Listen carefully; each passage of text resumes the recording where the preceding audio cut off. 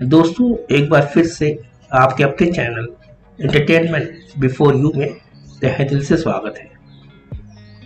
आज की कहानी का नाम है कफन, जो कि मुंशी प्रेमचंद के द्वारा लिखी गई है। बहुत ही फेमस कहानी है ये। तो शुरू होती है इस तरह।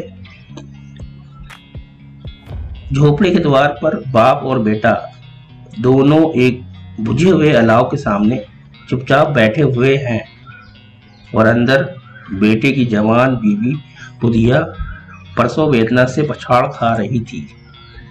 रह रह कर उसके मुंह से ऐसी दिल हिला देने वाली आवाज निकलती थी कि दोनों कलेजा थाम लेते थे। जाड़ों की रात थी। प्रकृति सन्नाटे में डूबी हुई।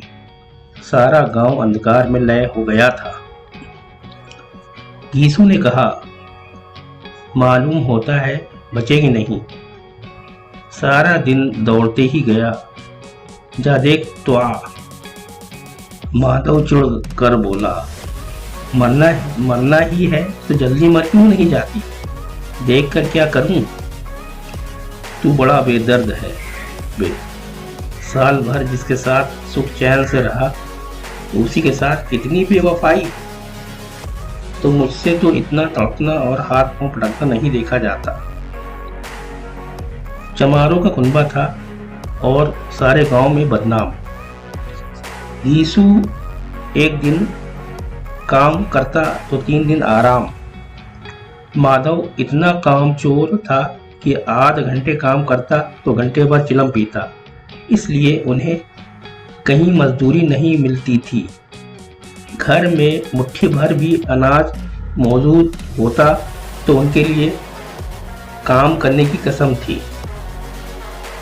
जब 2-4 फाके हो जाते, गीसू पेड़ पर चढ़कर लकड़ियां तोड़ लाता और माधव बाजार में बेच आता। और जब तक वे पैसे रहते, दोनों इधर उधर मारे फिरते। जब फाके की नौबत आ जाती तो फिर लकड़ियां तोड़ते या मजदूरी तलाश करते। गांव में काम की कमी न थी। किसानों का गांव था। मेहनती आदमी के लिए 50 काम थे, मगर इन दोनों को लोग उसी वक्त बुलाते जब 2 आदमियों से एक का काम पाकर भी संतोष करने के सिवा और कोई चारा न होता। विचित्र जीवन था इनका। घर में मिट्टी के 2-4 बर्तनों के सिवा कोई संपत्ति नहीं।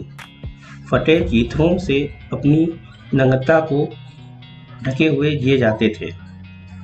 संसार की चिंताओं से मुक्त, कर्ज से लदे हुए, गालियां भी खाते, मार भी खाते, मगर कोई भी गम नहीं। दीन इतने कि वसूली की आशा न रहने पर भी लोग इन्हें कुछ न कुछ कर दे देते। मटर आलू की फसल में दूसरों के खेतों से मटर या आलू उखाड़ लाते और भून कर खा लेते, या 10-5 ऊस उखाड़ लाते और रात को चूसते।